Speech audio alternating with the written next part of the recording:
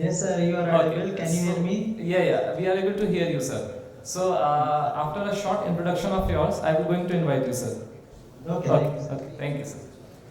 So, moving ahead, it is my honor and privilege to introduce our esteemed guest, Dr. Anshuman Srivastav, sir, Director of SIET Prayagraj, who will be joining us in an online mode to deliver a captivating lecture on emerging trends in composites, functionality, and applications.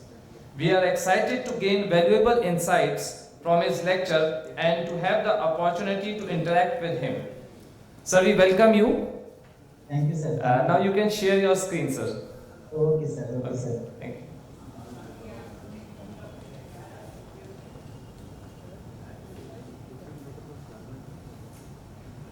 Sir, can you see my slides? Yes, it is visible, sir. Okay, sir. So thank you so much for inviting me for a lecture in this conference. And I must congratulate the entire team for organizing such a wonderful conference. Sorry to disturb, sir. Can you make your that slides full screen? Full screen. Full slides.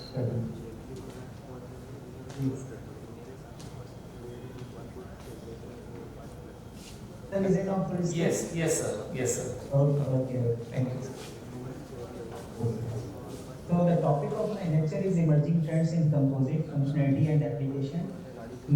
So let me firstly bring the theme of my lecture. We all know what is a composite material, a system composed of two or more physically distinct pieces. The combination produces aggregate properties that are different from its constituent, like matrix and reinforcement. Examples are cemented carbide, rubber mixed with carbon, wood and bone are naturally occurring composite material. Why composite are so important? Because they exhibit a very high strength at a very low load. So the stiffness is high, toughness is also very good. They are corrosion resistant, and we can achieve any desired properties by altering the composition, like matrix or reinforcement and the percentage of reinforcement. But there are certain drawbacks too, like they are very sensitive to chemical attack. Composite are little bit expensive. Some manufacturing techniques are also very costly and difficult.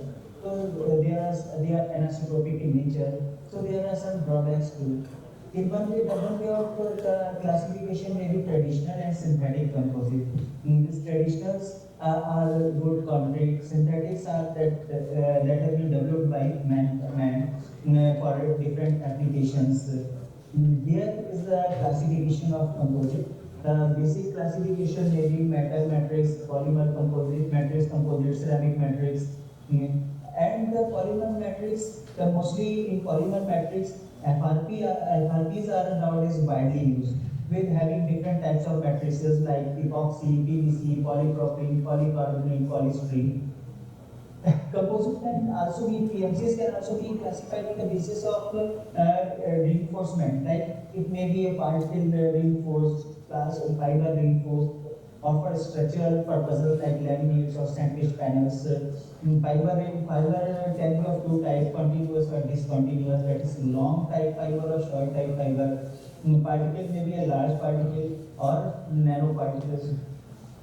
If we talk about the fibers can further be classified as natural fibers and synthetics. Synthetics are man-made like polyethylene, aromatic, polyester, glass, fiber, boron, silicon. But if you talk about natural the fibers that are extracted from given by nature, that are extracted by plants or animals like wool, silk, fruits, wire, jute, hemp, sisal, like these.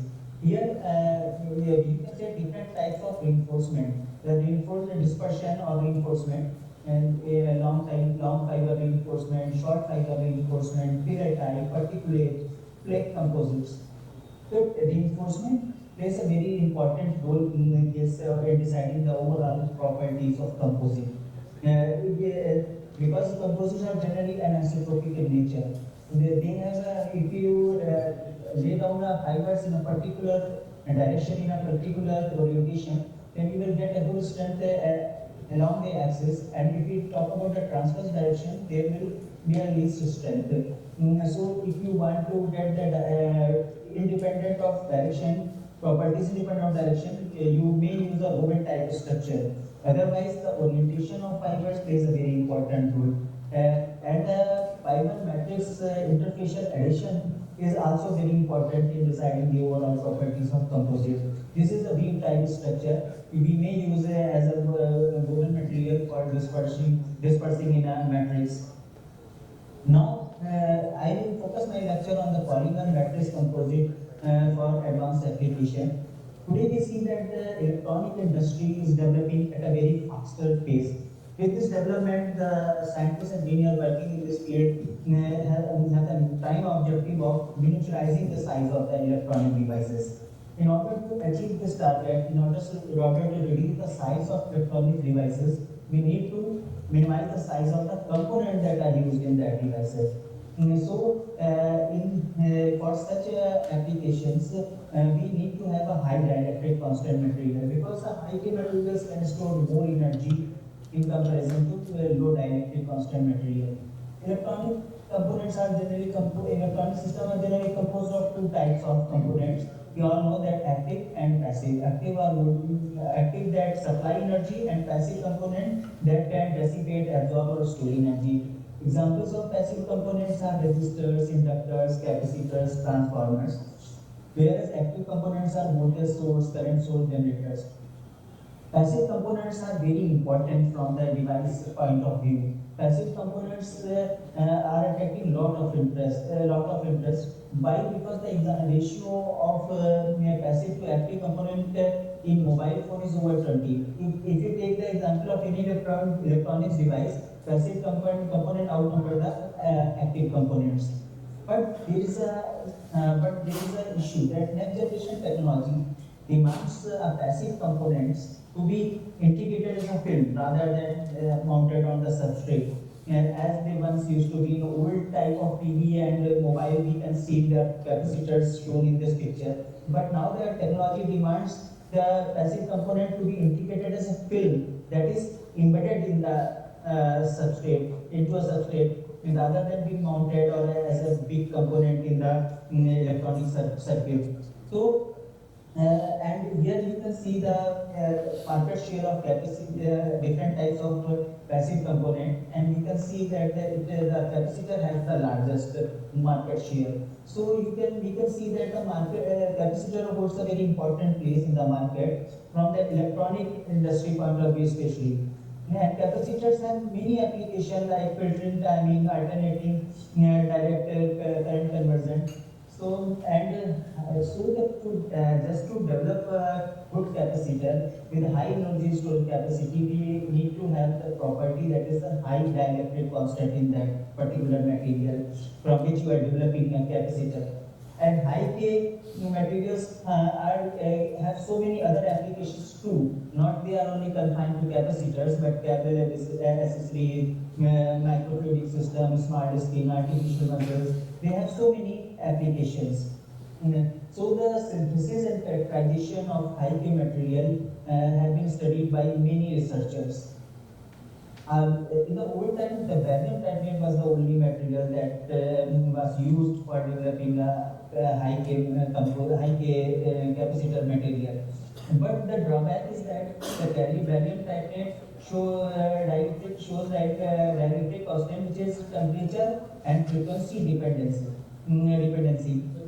So the dielectric property was motivated by a special property, that is, the dielectric constant must be independent of frequency and temperature.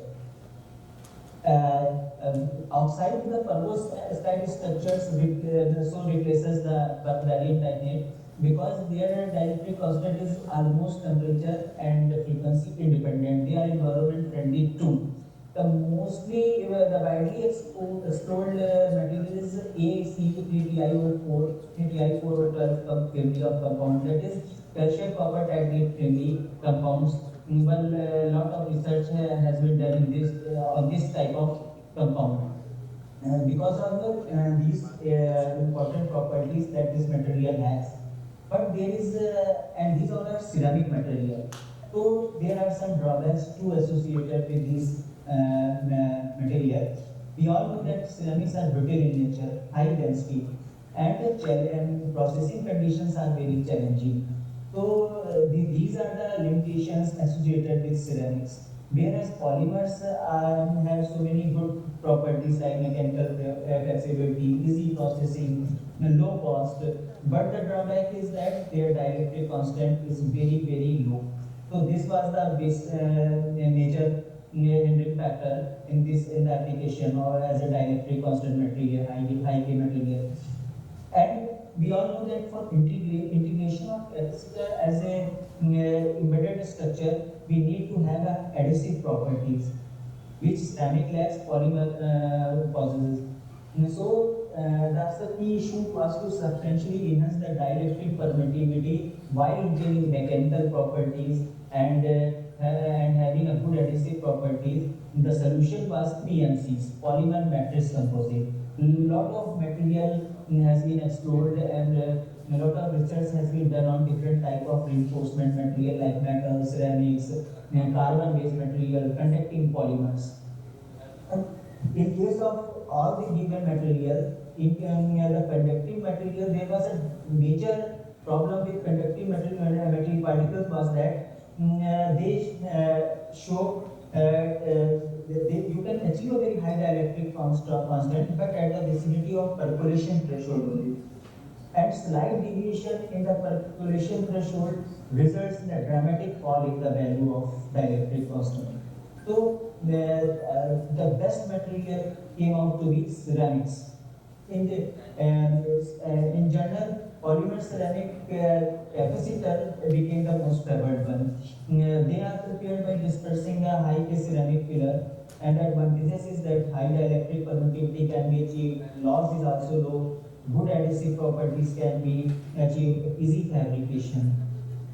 Having different type of polymers, epoxy, cyanide ester, polyether sulfone, polyvinyl difluoride.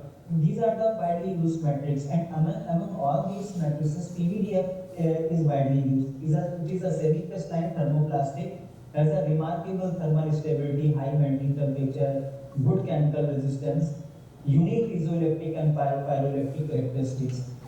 These are the some fields where PVDF is widely used, like capacitor, humidity sensor, flow sensors, and energy harvesting, data storage.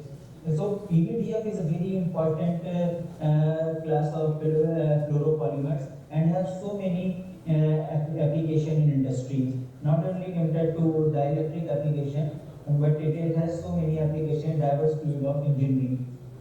This is the chemical structure of PVDF, and the processes method that are suitable for this it is almost suited to almost all kind of processing method like injection molding, extrusion, blow molding, rotation molding, coating, and the mechanical properties are given here. From the table you can see that it has very good mechanical properties too.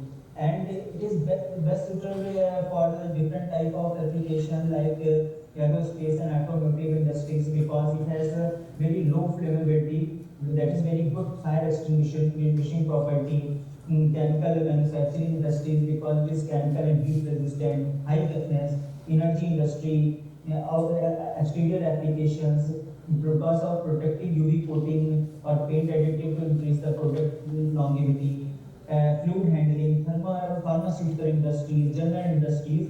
Because PVDF has so many good properties, therefore widely used in different types of industries and for so many diverse applications. There are some advantages and limitations too. Advantages of PVDF are easy processing, good mechanical strength, retention of mechanical properties, chemical and dimensional stability, low weight, extent chemical resistance. Drawback is that incompatible with glass fiber. So if you have to develop a composite by reinforcing glass fiber, it would not be a compatible lead form. So it is a drawback. The cost is also high in case of PVDF, moderate upper surface temperature, moderate insulating capability. So these are some drawbacks. So So here in this research of ours, we have dispersed the calcium copper titrate in a PVDF matrix for developing a thin film capacitor for embedded capacitor applications. And the CCTO calcium copper titrate was prepared by solid state reaction method, and the preparation of composite was done by extrusion method. And these are the characterizations that we have done for phase analysis, X-ray detection, for microstructure analysis, scanning electron microscopy was done. To study the thermal behavior, TGA was done. These are the hydrophilic nature was also studied. Then some mechanical properties and dielectric properties were analyzed in depth. And we have done also dielectric study of dielectric relaxation based on HM function. Here, this is the standard method for developing a ceramic using by solid state reaction method. Composite preparation was done by extrusion process. I would like to focus on the result and discussion of the achieved for this composite. Here you can see the X-ray diffraction pattern for the ceramic as well as composites. For the ceramic CCTO, all the peaks you can see are identified and matched with a JCBS file. So it clearly indicates that the successful formation of ceramic has been done because all the phases are identified, all the peaks are identified, no secondary phase is present. So by X-ray diffraction pattern, you can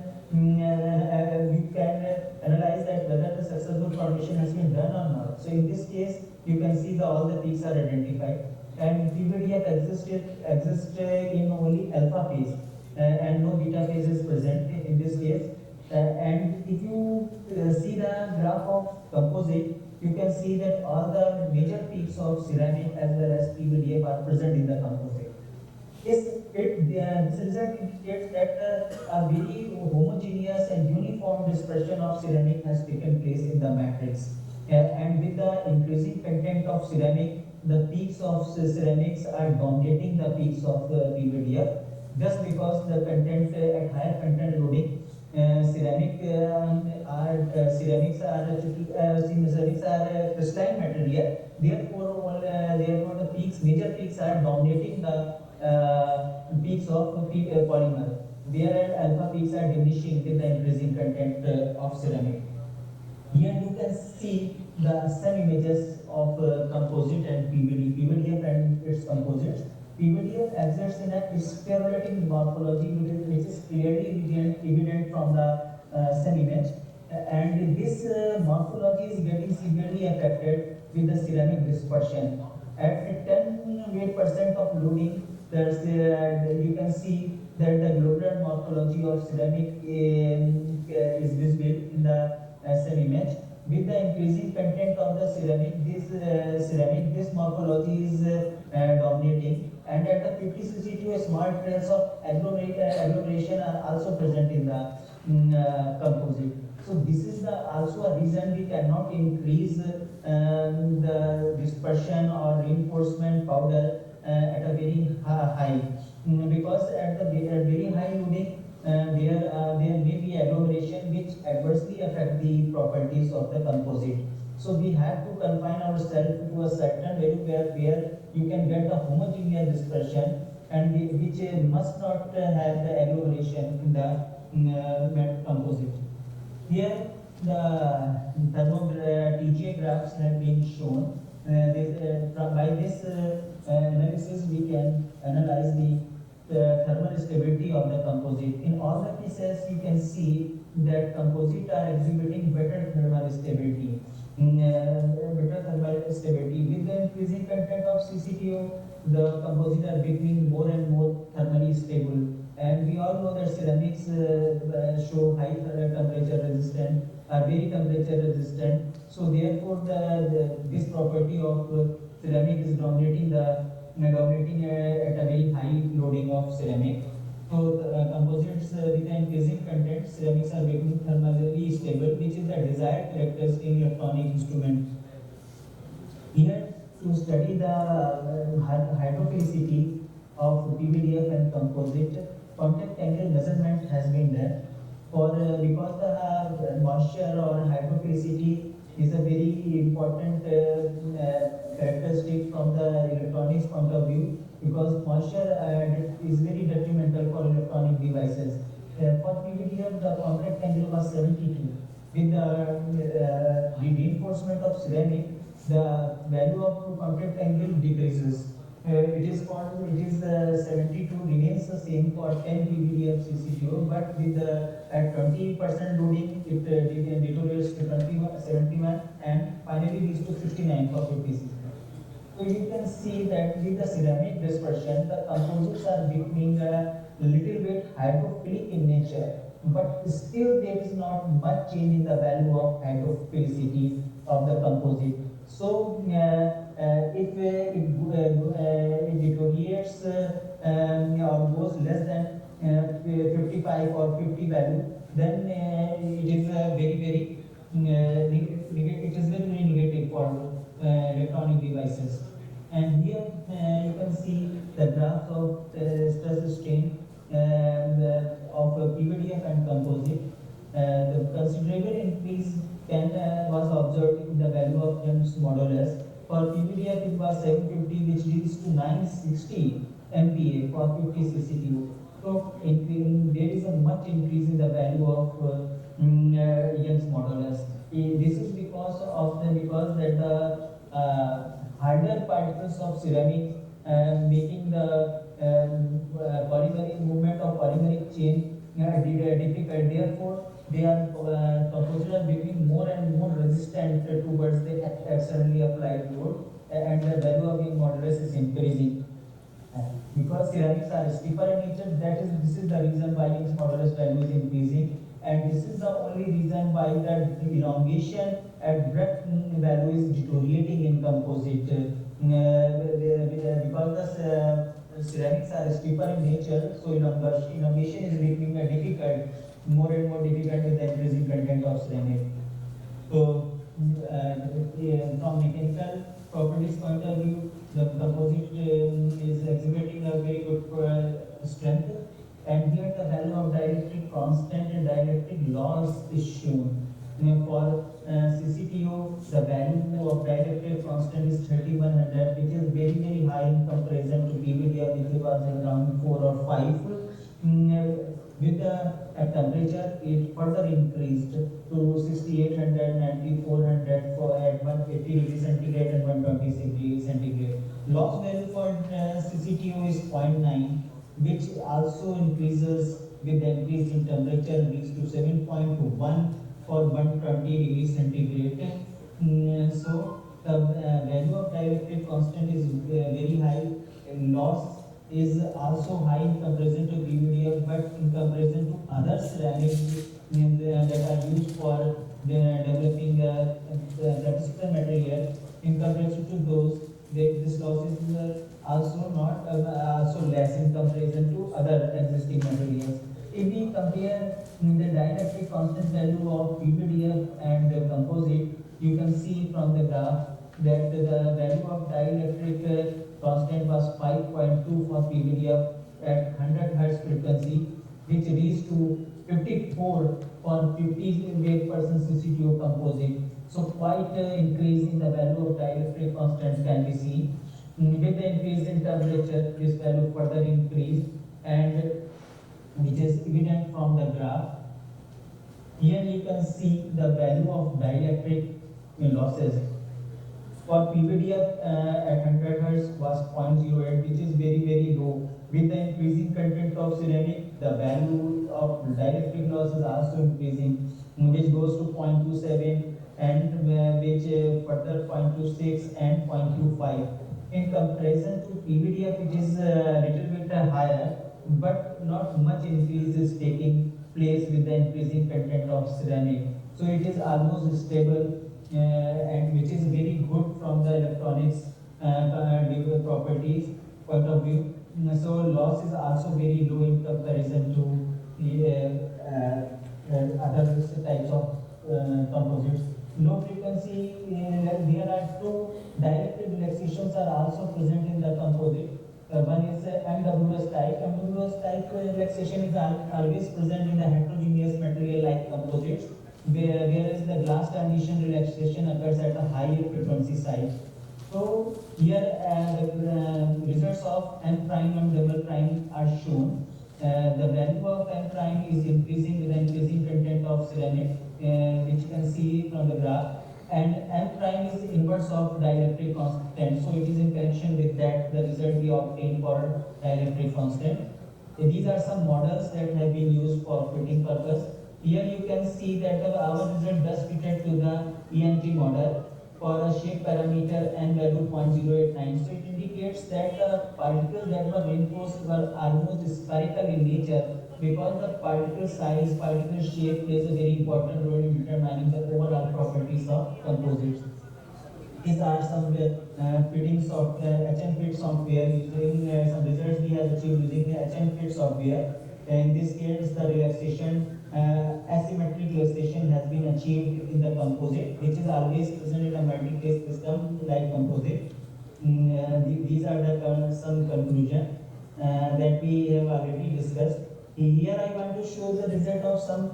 We are also doing work in the field of natural fiber reinforced composite. Here I want to show you the results of some sisal fiber dispersed composite developed by my MTech student using epoxy as a matrix. We all know that the sisal fibers are eco-friendly, less costly, and easily available, and has no health hazards. These are the nomenclature of the composition. We have used 5 mm length sisal fiber. We have kept the weight percent constant same, that is 38%, but the length has been varied: 5 mm, 10 mm, 15 mm, and 20 mm. And this is the component used developed by sisal fiber. These are the component. The results we have achieved, that we can see that with the increase in the length of the sisal fiber, tensile strength also increases. So we can see that at the long fibers are better in comparison to short fiber, and this is the reason, because short fiber sometimes acts as a defect from the macroscopic point of view. With the increasing length, with the increasing length of the fiber, composite exhibit a better strength. So the tensile property, tensile strength is good. In case of compressive strength, also the value is increasing with the increasing content, increasing the length of the fibers. For S20, it is around 97.27 MPa, which is quite high. In case of flexural strength, not much change is taking place at the lower length value, but at S20 it suddenly increased to 115.86 MPa, which is very high in comparison to 99.76 of epoxy. Here the impact energy values are shown. In this also you can see that values are increasing continuously with the increasing length of the fiber. So in almost all the cases, with the increase in the length of the fiber, we have achieved a very high value of the properties that were explored. So this type of composite can also be used for structural applications, for packaging applications, for helmet, for making automobile body parts. Here I want to show the results of some glass fiber reinforced banana fiber reinforced polymeric composite. Here the epoxy has been used for this matrix. Epoxy has been used as a matrix, and hand layout technique has been used for developing a composite material. In all the cases, EV 10 weight percent banana fiber, 20 weight percent, 30 and 40 weight percent banana fibers have been used for this reinforcement. And in almost all the cases, you can see that the value of tensile strength was 41.02. Which increased to 58.25 for at 48% of loading. We have also gone for beyond 40, but there was a deterioration in the property. So the parameters were optimized, and we found that at 48% of banana fiber loading, we achieved the highest value we were getting. So we have developed up to 48% banana fiber dispersed composite. In case of compressive strength, the value of compressive strength was 60 for epoxy, which reached to 87.22 mmPa. So quite a high, quite increase in the value of mechanical properties can be seen. In case of flexural properties, it is also increasing with the increasing content of fiber. Not much increase has been seen at a low weight percent loading because of maybe the reason may be air voids or some type of air trappement in the composite. But with the increasing content, the fibers were almost uniformly dispersed in the matrix, and the properties achieved were very high. This type of composite, natural fiber reinforced composites can also be used for several applications, for developing interior, for developing helmet body, automobile parts, for structural sport industry, construction panels. These have also, these kind of composite have so many applications because they are environment friendly too, because the reinforcement that we are using is has been achieved from the nature only. So in case of synthetic fibers, we can replace some percentage of synthetic fiber, or almost 100% of synthetic fiber by banana fiber today, or by natural fibers today. We have also supervised. I have also supervised a composite on using PVA and aloe vera gel and wheat husk as a reinforcement for developing biocompatible film for medicine and food packaging. Tribological behavior I am supervising PhD on tribological behavior of polymeric green composites, preparation of mechanical characterization, natural hybrid reinforced composite, polymer composite for sustainable development, and the role of coating in improving the high thermal oxidation of steel. These are some publications that have been done by are presented here. These are papers presented by our student in the conference. Thank you.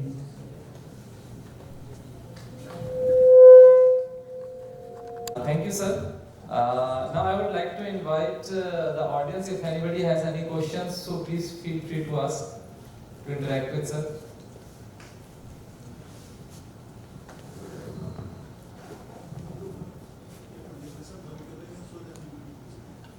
Sir, you can actually shut down your presentation and you can stop sharing screen, sir.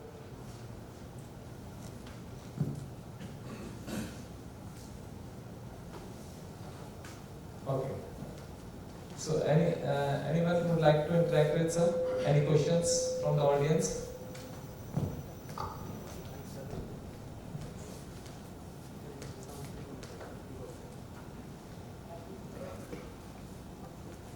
Okay, I think if there is no questions,